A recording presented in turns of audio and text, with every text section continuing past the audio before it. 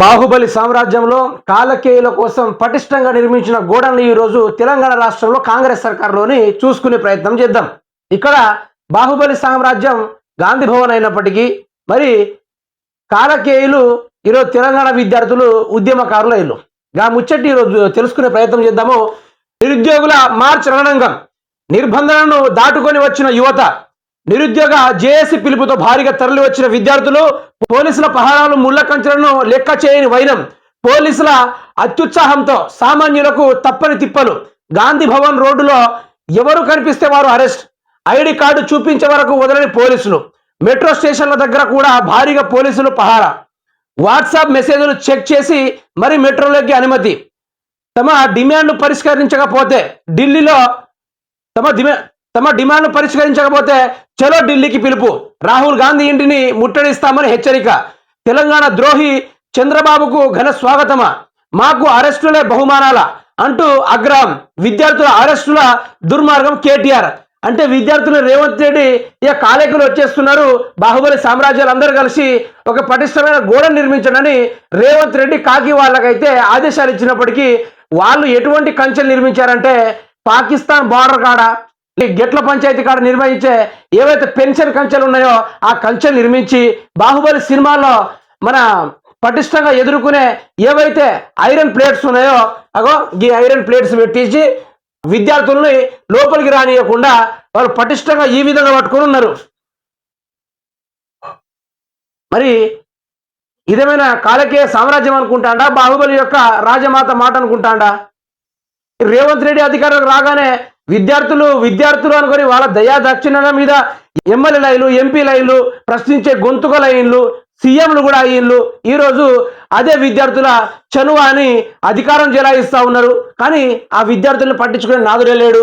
నిన్న జరిగిన హైలైట్ ఏంటంటే రోడ్ల మీద దంపతులు ఎవరైతే పోతా ఉన్నారో ఆ దంపతులను కూడా ఆపేసి ధర్నాలు చేయడానికి వచ్చారా అని వారిని కూడా ప్రశ్నించడం జరిగింది.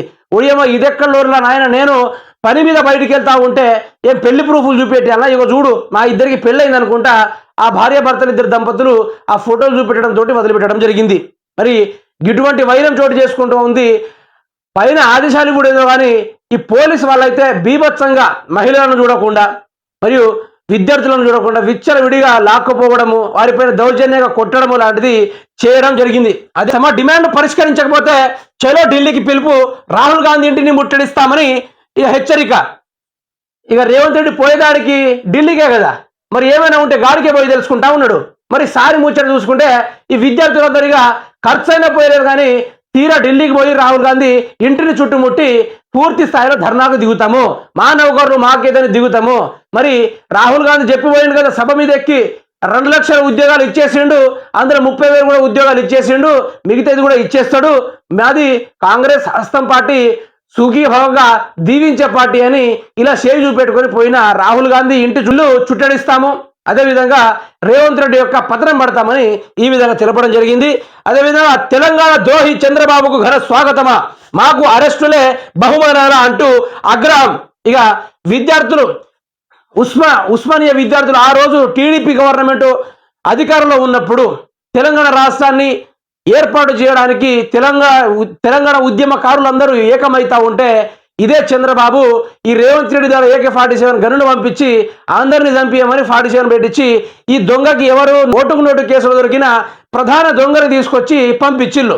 మరి ఆ దొంగని తీసుకొచ్చి ఈ విద్యార్థులే మార్పు కావాలి, కాంగ్రెస్ రావాలి అనుకుంటూ పోయి ఓటేసినప్పటికీ మళ్ళీ గదే విద్యార్థులు రోడ్లు పట్టుకొని తిరుగుతా ఉన్నారు. ఇప్పుడు పాడుండ్రా పాట 3 రంగుల జెండాలు బట్టి అని ఒక పాట భలే ఉంటుంది కదా. రాష్ట్రం అంతా అల్లకల్లం అయితే ఉంది. విద్యార్థుల పరంగా విద్యార్థుల దయాదాక్షిణ్యంతో అధికారంలోకి వచ్చిన ఒక ఓటుకు నోటుకు దొంగ అయిన రేవంత్ రెడ్డి ఈరోజు సీఎం కుర్చీలో కూర్చున్నాడు.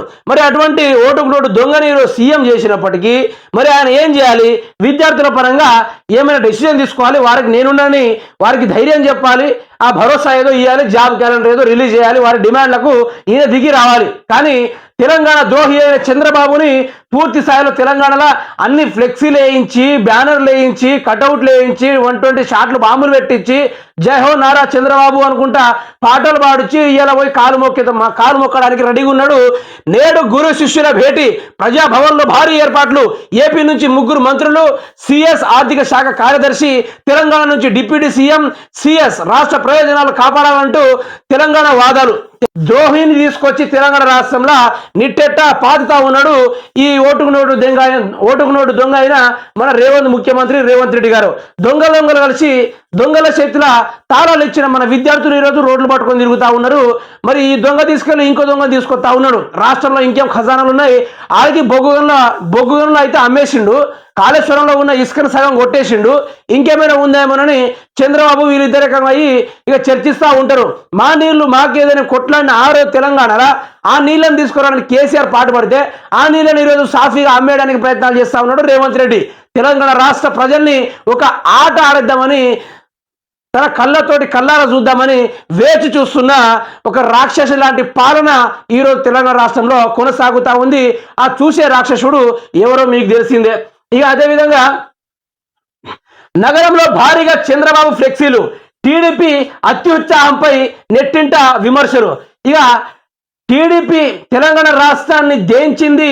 ఈ టీడీపీ వాదం రాకుండా ఆంధ్రుల వాదం తెలంగాణలో వినబడకుండా, మా ఉద్యోగాలు మాకు ఉండాలి, మా నీళ్లు మాకు ఉండాలి, మా స్వేచ్ఛకరమైన రాష్ట్రం మాకు ఏర్పడాలని ఎంతో మంది 1200 మంది బలిదానాలు అయినప్పటికీ 369 విద్యార్థులు, ఉస్మానియా విద్యార్థులు అందరూ బలిదాక కోసం బలైనందుకు ఈరోజు తెలంగాణ రాష్ట్రంలో అదే ద్రోహిని, అదే దరిద్రుణ్ణి, అదే ఆంధ్రప్రదేశ్ని గత 3 సార్లు గెలిచిన కూడా ఆంధ్రప్రదేశ్కి అభివృద్ధి చేయని, ఆంధ్రప్రదేశ్ అమరావతి ఏర్పాటు చేయని ఒక ద్రోహిని తీసుకొచ్చి తెలంగాణ రాష్ట్రంలో మంచి ట్రీట్మెంట్ ఇస్తాడు ఇక ఓటుకు నోటు దొంగ అయిన రేవంత్ రెడ్డి. అయితే అదే విధంగా చూసుకుంటే మాత్రము రాష్ట్రం అట్టడుగుతా ఉంది. మరి రేవంత్ రెడ్డి చూస్తేనేమో చంద్రబాబు పాట పాడుతూ ఉన్నాడు. మరి రేవంత్ రెడ్డి నువ్వు ముఖ్యమంత్రివా, లేకుంటే సోనియా గాంధీ బానిసవా, లేకుంటే ఆ చంద్రబాబు పంపించిన కిరాయి మనిషివా? అసలు ఎవరివి నువ్వు? ముఖ్యమంత్రి అయితే వారి డిమాండ్లకు ఒప్పుకుంటావు, ముఖ్యమంత్రి అయితే రైతు బంధు వేస్తావు, ముఖ్యమంత్రి అయితే గృహజ్యోతి ఇస్తావు, ఎప్పుడు ఇస్తావో చెప్తావు. 100 రోజులని చెప్పినావు, అదన్నావు ఇదన్నావు, ఆ జాబ్ క్యాలెండర్ రిలీజ్ చేస్తా అన్నావు. రేవంత్ రెడ్డి ఒకటే చెప్తున్నా, విద్యార్థులతో పెట్టుకున్న ఏ రాజ్యాలు కూడా ఇప్పటిదాకా నిలవలేని పరిస్థితి. నువ్వు కూడా అది త్వరలోనే కూడడానికి అయితే అవకాశం ఉంది. ఎందుకను వారి ద్వారా వారి దయా దాక్షిణ్యాల మీద నువ్వు ఒక ముఖ్యమంత్రి అయినావు. నరేంద్ర మోడీ అయితే ఏంది, ఎవడైతే ఏంది, పండ పెట్టి దొక్కితే కీస్ అన్నావు కదా. ఈరోజు విద్యార్థులందరూ ఏకమయ్యి రండా రేవంత్ రెడ్డి అని, లంగా రేవంత్ రెడ్డి అని, చెత్త రేవంత్ రెడ్డి అని, పరిపాలన శాతగానుడు రేవంత్ రెడ్డి అని ఈ విధంగా ఈరోజు విద్యా సంస్థలందరూ నిన్ను దూషిస్తూ ఉంది, తెలంగాణ సమాజం దూషిస్తూ ఉంది.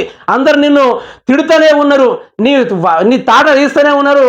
అయినా కూడా మనకు ఒక సిగ్గు లేదు, శరం లేదు, మానం లేదు, ఇజ్జత్ లేదు. పేరుకు మాత్రం మన ముఖ్యమంత్రులం. మన బతుక్కి వచ్చింది ఏకైక అధికారం అంటే దాన్ని కూడా సరిగ్గా హ్యాండిల్ చేయకుండా, ముఖ్యమంత్రి పదవి నీకు ఆ పవర్ కూడా తెలియట్లేదేమో, ఆ పవర్ కూడా తెలియకుండానే నువ్వు పదే ఢిల్లీ కూర్చుతున్నావు చూడు. గది మా దౌర్భాగ్యము. నీలాంటి ముఖ్యమంత్రిని గెలిపించినందుకు, నీలాంటి ముఖ్యమంత్రిని మా కళ్ళ ముందు పరిపాలన చేస్తున్నందుకు 2 కళ్ళతో చూడటానికి సంతోషంతో సిగ్గుపడతావు నమ్మేమైతే. ఇటువంటి దరిద్ర పాలన, రాక్షస పాలన, ఇటువంటి ప్రజలను పీడించుకొని సంతోషకరమైన కుర్చీలో కూర్చుకొని ప్యాలెస్లో తిరుగుతూ, ఢిల్లీ చుట్టూ తిరుగుతూ, చంద్రబాబును పిలుచుకుంటూ తొత్తులు ఆడుకుంటూ చేసేది మాత్రము రేవంత్ రెడ్డి మాత్రమే. కత్తి తెలంగాణదే అయినా పొడిచేది మాత్రం ఆంధ్రోడే అని గత సర్కారు చెప్పినప్పటికీ ఈరోజు గదే జరగబోతోంది. తెలంగాణ రాష్ట్రం ఆగం పాలైపోతా ఉంది. ఆంధ్రప్రదేశ్లో అమరావతి నిర్మించలేకపోయిండు, ఆంధ్రప్రదేశ్ని డెవలప్ చేయలేకపోయిండు, ప్రజల్ని నానా అవస్థలు పెట్టించిండు, రౌడీలతోటి కార్యకర్తలతోటి భూ కబ్జాలకు పాల్పడిండు. అటువంటి చంద్రబాబు నాయుడు ఇక తెలంగాణని కాపాడుకోవడానికి వస్తున్నాడట.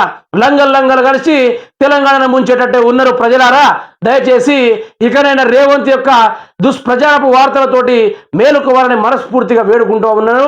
రేవంత్ రెడ్డి కనుక విద్యార్థుల పరంగా, ఉద్యోగాల పరంగా పూర్తి క్లియరెన్స్ చేయకపోతే మాత్రము మీ బండారము మీ బయట పూర్తి స్థాయిలో పెడుతూనే ఉంటాము.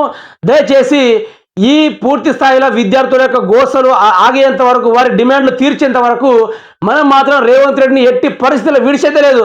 ఇటు విడిచినా మళ్ళీ నీ రైతు బంధు పరంగా ఇడవం, అటు విడవకున్నా రైతు రుణమాఫీ పరంగా ఇడవం, ఎటు పోయినా నీ చుట్టూ బల్లా లెక్క గుచ్చుకొనే ఉంటాం. కానీ నిన్ను మాత్రం ఎట్టి పరిస్థితుల్లో వదిలేదే లేదు.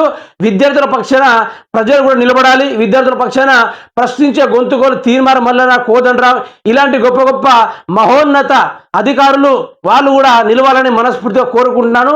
లేకపోతే తీర్మార్ మల్లిగానికి ఆ క్యూనిస్ తీయించేసి రేవంత్ రెడ్డికి మంచి టేప్ ఇచ్చేసి కొలిసే పదవిని మాత్రము ఇచ్చే ప్రయత్నం అయితే చేస్తాము. ఇది జరిగేది మాత్రము. ఇక రేవంత్ రెడ్డికి ఖబర్దార్ రేవంత్ రెడ్డిని వార్నింగ్ నిన్నైతే ఇవ్వడం జరిగింది.